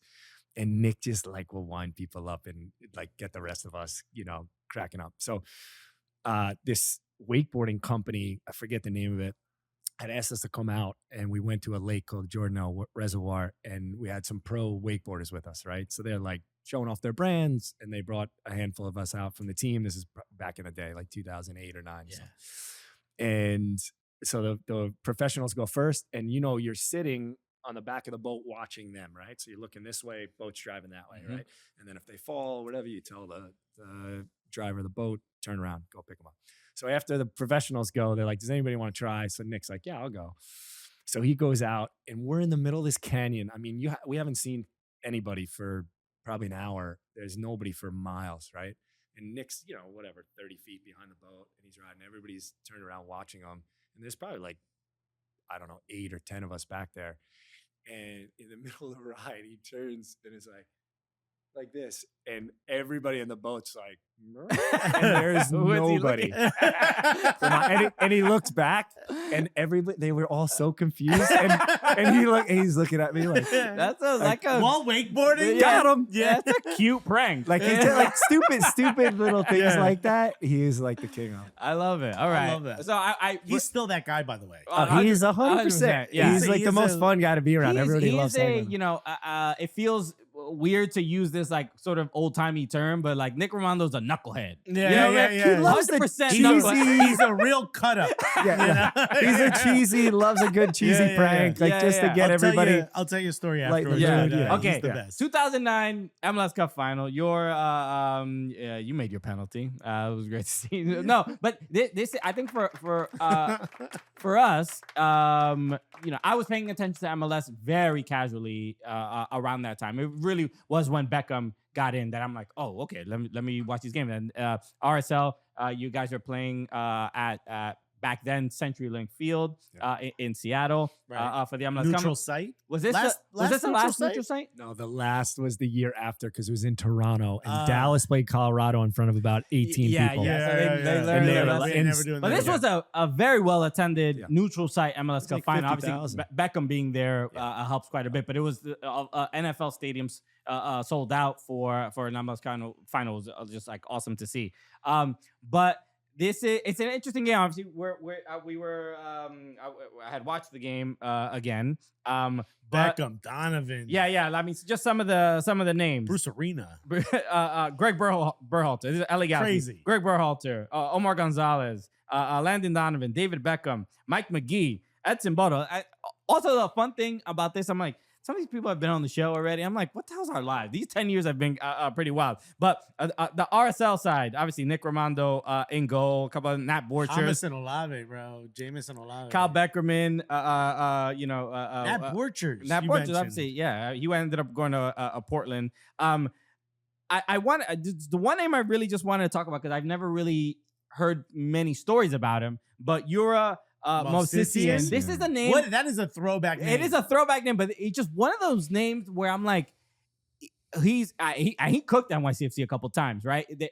He's just a when I think of MLS player that just cut their teeth, kind of like in this. I'm sure he cut his teeth somewhere else, but a player that, again, like shined in MLS. Yeah. You just didn't really like hear much. Obafemi Martins, Movsisyan, those names. Yeah. So you didn't really hear much about him. It's just like, this guy's a good player, and you never see interviews, you never see him. But what was it like playing like him, playing with him, and the lore around him? Because he was such a effective and impactful MLS player. Yeah, the good stories about Yura are years later when he came back. So he left, if you remember, I think he went to Denmark first, Scandinavia somewhere, and then he went to Russia. Yeah. And it was an Armenian owner, if I'm remembering correctly, and he made really good money. He made millions in Russia, and then came back when, was it? Did he come back before I went to New York City? Yeah, I think so. Yeah. But so he came back, and he was on a really good contract with RSL and making a couple million a year. And he's a great guy. So like he loves the guys. They even had a clause in his contract where they gave him an extra 10 or 20 grand to just spend on us. Oh, for the boys. True story. A little something for the gang. True story. So that guys would like rally around him. I guess. Yeah. But he loved the young guys. So everybody really loved him. He came back, and I always thought this was kind of funny. His wife bought him for his birthday a Rolls Royce. So he had a Rolls. It's like, it's kind of funny. Yeah. It's like, oh, that's really nice of you. And take it from how much did I just pay for my own gift? It's like, I hate to be a jerk, but it's just kind of funny, right? Yeah. So he gets it, and he puts this like wrap on the Rolls Royce. Like it was like how do you even describe that? Like a rainbow. Like iridescent. Yeah, like all different colors. Yeah. That you put on the Rolls Royce. You know what I mean? You're like, this is such a funny thing, right? Yeah. It's pretty good out of the box. It's right. It's like putting diamonds on the Mona Lisa. So forgive my Eastern Bloc accent that I use for everybody. Yeah. No matter what country you're from, this is probably a terrible accent. But he was driving, and he was always speeding, right? So he gets pulled over, and I guess in Utah, if you have a weapon, you have to tell if you have a gun, you have to tell the police officer. Right? Yeah. And so is a registered weapon. Fair. But and then I guess they have to ask you, like, are you okay? Because they make sure you're not depressed. I don't know. Sure. Something like that. Yeah. So he gets pulled over, right? And the cop's like, oh, you're going like 100, like something absurd, right? Yeah. He's going way, way too fast. And he's like, oh, yeah, sorry. And he's like, I have to tell you, I have a gun in the car. And the cop's like, okay, I have to ask you, like, are you depressed? And he goes, oh, buddy, look at this car. You think I'm depressed? He's like, car glowing dark. And he let him go. Oh my God. Is that amazing? That's hilarious. He's like, bro, you didn't see me. I scored against the Dynamo. Like, Did you miss the fact that this is a Rolls Royce? Yeah. And I'm not even driving. I'm just sitting, and it's driving me. Right, buddy. I'm in a spaceship. Yeah. You think I'm depressed? I mean, there should be a documentary of like designated player history, because I'm sure there's a ton of stories like that. Please. From no matter how famous or the players might have been, I'm sure there's one of 3 Rolls Royces in Salt Lake. Yura took us out. I think it was to use some of this money one night when we were in University of Arizona, right? And we go out one of the last nights, and the coaching staff comes out. We're having a great time. It's like the last night before we get a couple of days off, right? We're out all night. I'll never forget Matt Van Okel, awesome guy, goalkeeper down in Birmingham the last like how many years after Real Salt Lake, right? He like just makes the team. I think he's like probably 3rd string goalkeeper at the time, right? And he's all fired up. We had been drinking.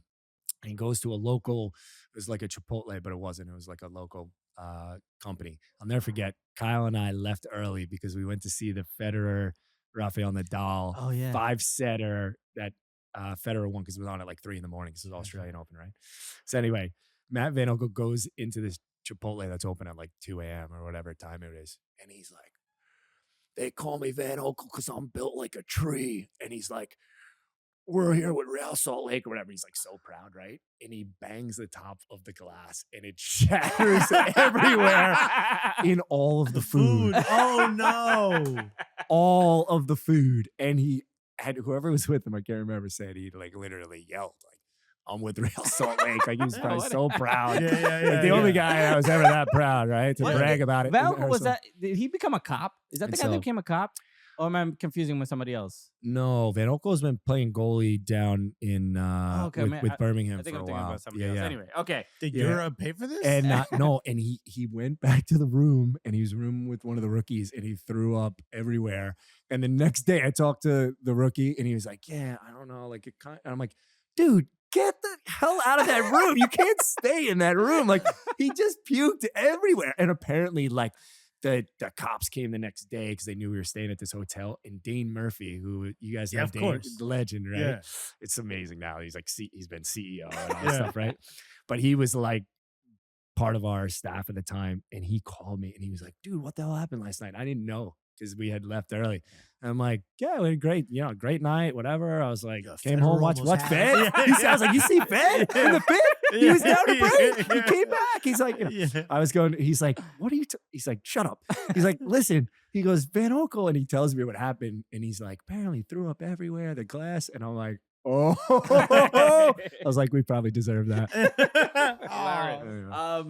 So just to wrap up, that game, again, it being so high profile, it was Beckham's first MLS Cup, and obviously lost that one.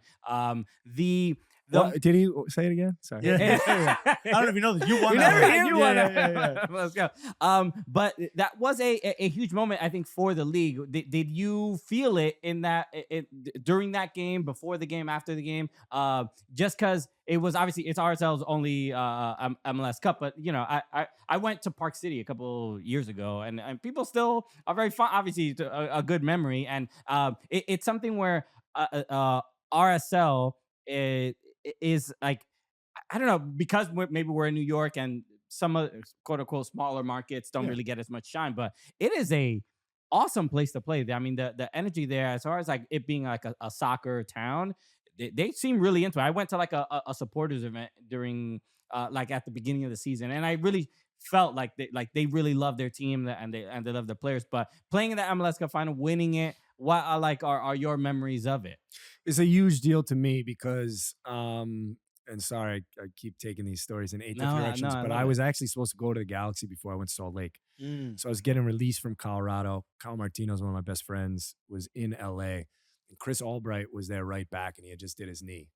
Wow. So this is 2007, middle 2007. I know I got to get out of Colorado. Things weren't going well for me there. They had this ridiculous rule where our contracts were semi-guaranteed. I don't know if you guys knew that, where they could cut you before like July 1st and you didn't get paid. They made up this new rule to make things worse for the players where they could extend that to September 1st.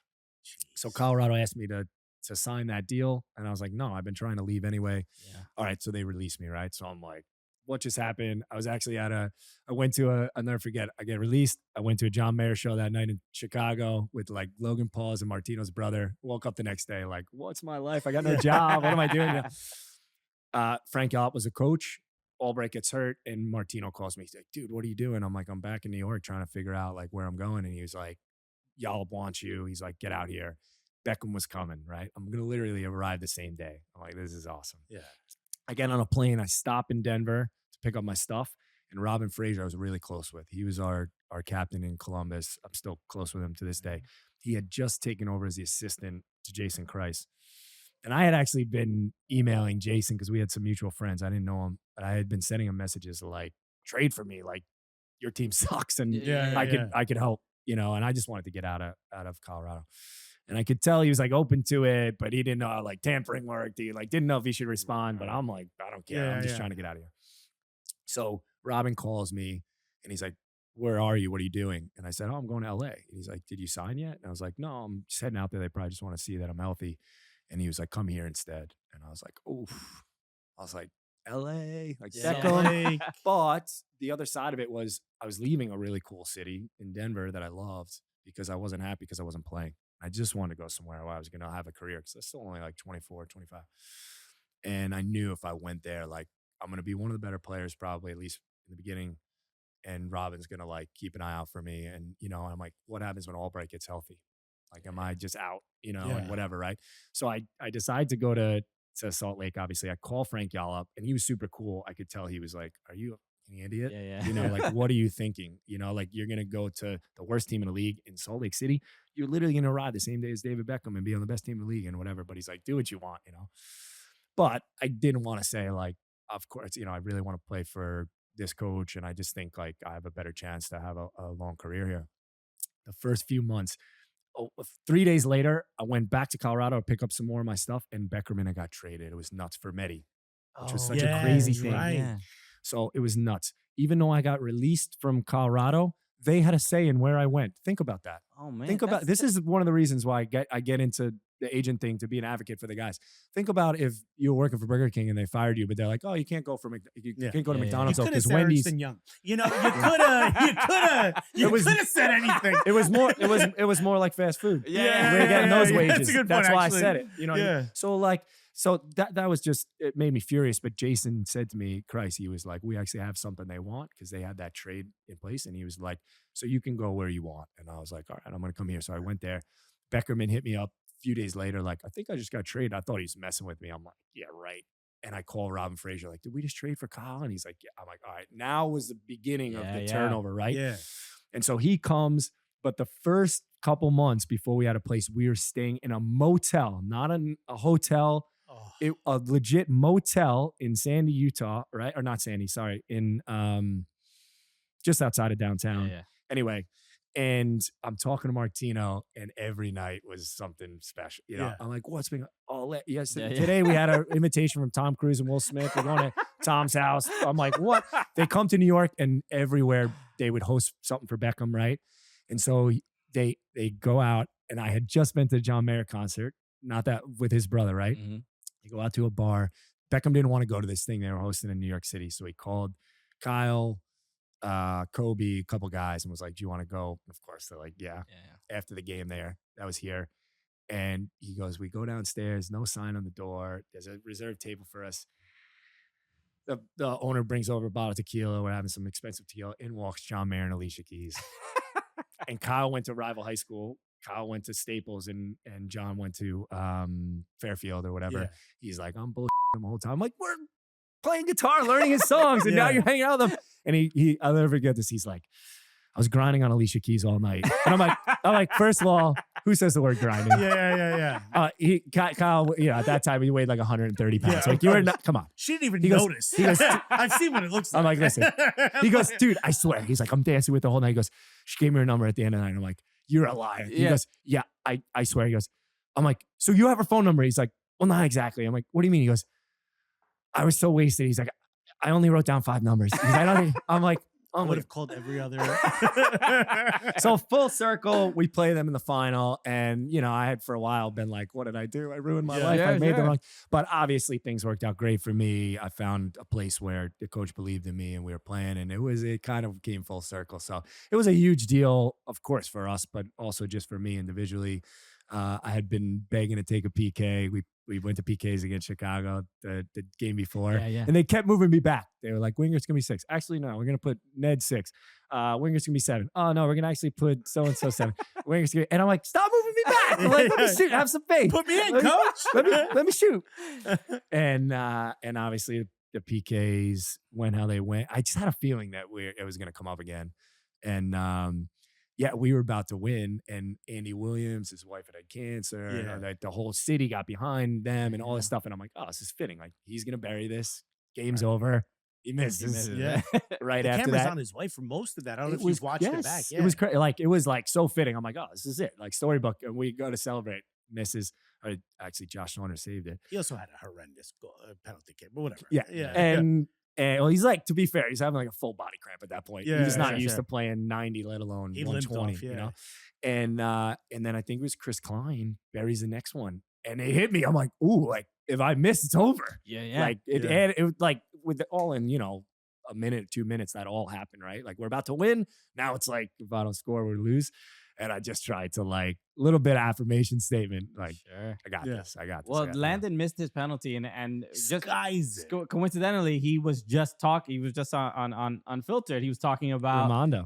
about goalkeepers that he hated taking penalties against. He was like, the worst one was Nick Ramondo. He was like, he was like in my head. He knew exactly what I was gonna do. And there was something. I'm watching the penalty back, and you can see there's a moment before Landon takes the penalty, though. He's like kind of thinking, like where he's like, his mind is going to be where they say, don't change your mind. Like pick a spot and just go there. And you can see right before he's like sort of thinking. And then Ramondo takes a slight step to his left. And you can see Landon look at it like, oh no, I can't go there. And boom. And he ends up skying it. So it was just such a, you can just, I sort of, like, I think the modern comparison now is Atlanta knocking out Inter Miami in the playoffs last year, like beating them, and where the narrative, the league, all the journalists, everybody's like, oh, Beckham winning MLS Cup would be perfect. Messi moving on into the next round. This is what's gonna and there's for us like MLS sickos that have been watching this for a long time, we're like, yeah, he didn't get what he wanted. It ain't that easy. That must have been somewhat satisfying. Yeah, for sure. Beckerman did a great job of kind of rallying around that. Like Beckerman was awesome. He just had this like incredible mentality. I actually attest a lot of it to his wrestling days. He was like a big time wrestler, and his brother was a 2-time All-American at Nebraska. He had this like mentality of, I don't care who you are. Like he had unbelievable respect for Landon. They're still, good buddies from them playing the 17s and all that. But he really kind of rallied around that. Like, dude, we got players. Like we're the team. Like, who cares? Like we're going to go out there and take this from them. It doesn't matter what everybody else thinks. Like just worry about us. He was really good with that. And it was like, it's funny because I known Kyle since we were like 12 or 13. And I never knew he'd be the captain that he was. Like I knew he would be a great player, but he was an unbelievable captain. Him and Javi had a really incredible mentality and kind of way to lead the team. And there was a lot. It was easy for them, especially at that point. We were just kind of coming up. Like 2008, we were good. 2009, obviously we won. Our best team was probably like 2010. And then with Champions League final in 11. But from like 2008, 2013, we had a good team. And towards the back half of that, people, I think, noticed a bit in MLS at least. Yeah. But, there's a lot of great players that Ramondo's maybe the best keeper ever in MLS. Humson Olave was defender of the year, Borch's best 11, all the midfielders we had. But like those two guys really kind of had the confidence and mentality. I remember one of the reporters before the game saying to me like, oh, they have all the big personalities and I was like, you just don't know the guys. Right? It doesn't mean we don't have big personalities. I was like, we got huge personalities. It's just not who you know. Yeah. No, this is this has been like a nice trip down memory lane. Like this is awesome. I think there aren't enough conversations like this as far as people love the league, and then for a lot of either expansion teams or people that got into the league when their team joined within the first when the last 7-8 years, there's no historian to capture kind of all these stories, and so that it also gives you good idea, perspective of where the league is coming from. I tell everybody that it's such a huge gap and like interesting time that will never happen again. Because if you think about it, in those early days, we were playing with guys like Beckham, but the guy sitting next to him literally could have been on like $40,000 and had another job. Like guys would coach on the side and do right. So it was this weird. Did you see his documentary where they talked about he played with pool cleaners? Yeah. Yeah. Did that piss you off? I mean, it's probably true. So it was hard. The truth hurts sometimes. But I say this all the time. I'm like, it really is a time that will never happen again, because you have maybe if you're playing pro lacrosse or something and you're just not making a ton of money, or now MLS is going a direction where it's only going one way, and they are starting to make good money, and they're going to make great money, I'm sure, even in the future.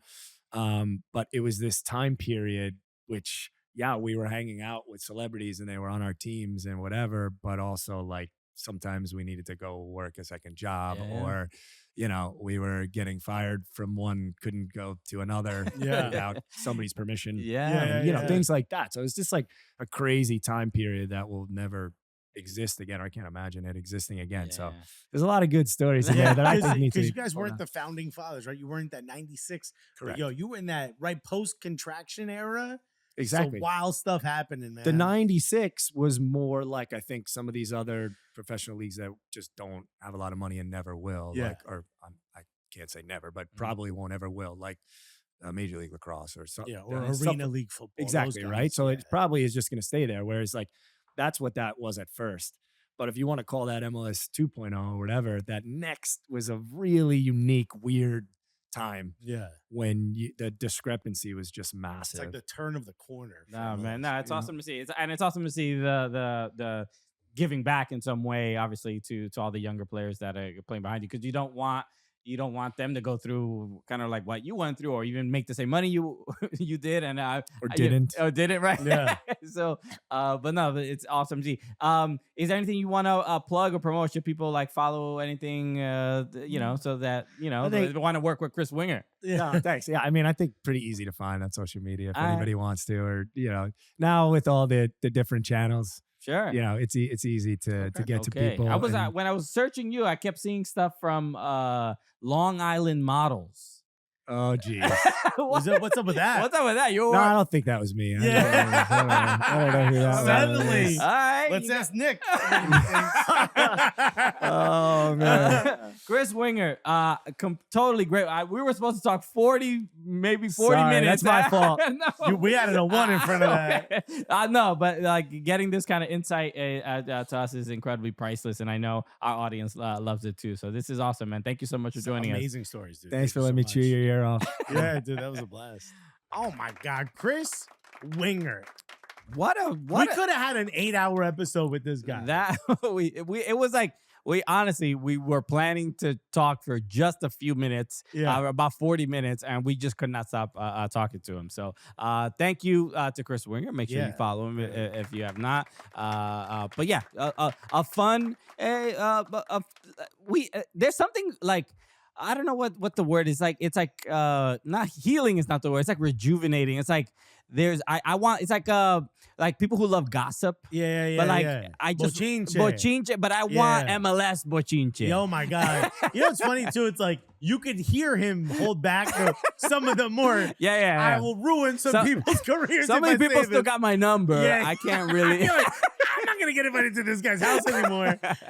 So it's so cool to hear these stories and to hear the whole thing about the expansion draft is just crazy. That's just all the rumors of how people say the MLS was back then is 100% true. You're like, one thing I didn't get a chance to ask him about, but I when I was looking at when he was drafted in the MLS Super Draft, he was drafted in the second round, but he was in the second round. You think like, oh wow, that a bunch of picks and like whatever 30 if there were that many teams, but he was drafted in the second round, 12th overall. Because he was when the league was small. Tiny, But it's just so funny because you hear second round, I'm like, oh man, he's a second round talent. Damn, 35th pick overall. You're like, nope. But that's just 12th. 12th is pretty good. Yeah. That's your they need to adjust that. Asterisk. You're still first round, dog. So shout out to Chris Wingert again. Thank you everybody for tuning in. We appreciate it. Make sure you follow us and subscribe and like on all the social channels necessary to continue supporting the Cooligans. So this was a nice little fun 10th anniversary felt like a little present to us. A little bit. Also, if there's maybe a star from the past, from yonder years. Yeah. If you want us to interview, let us know. We'll hit them up. Yeah, and they'll answer. They ain't doing nothing else. They're probably doing a real estate job in Arizona. Okay. All right. Let's get your favorite MLS player to show us a house. Maybe that's a good way to get that might be some fun little content. We can do that. All right. Thank you, everybody. We'll see you back on Monday because I guess guess as of right now, we're currently in Germany, doing German thing, going to Bundesliga stuff. But we'll be back next week, and we'll be talking about all that whole experience. Oh, it's gonna also Labor Day. It's Labor Day weekend. Yeah. So enjoy your Labor Day. We'll be back following Thursday, September, I believe 5th, if I'm not mistaken. Something along those lines. September already. Yeah. Oh my God. That's how it works, buddy. All right. So we'll see you next week. Enjoy your holiday weekend in the United States. And and as always, we hope all your teams lose, and because we have a lot more to talk about then. All right. See you next week, everybody. Peace. Love you guys.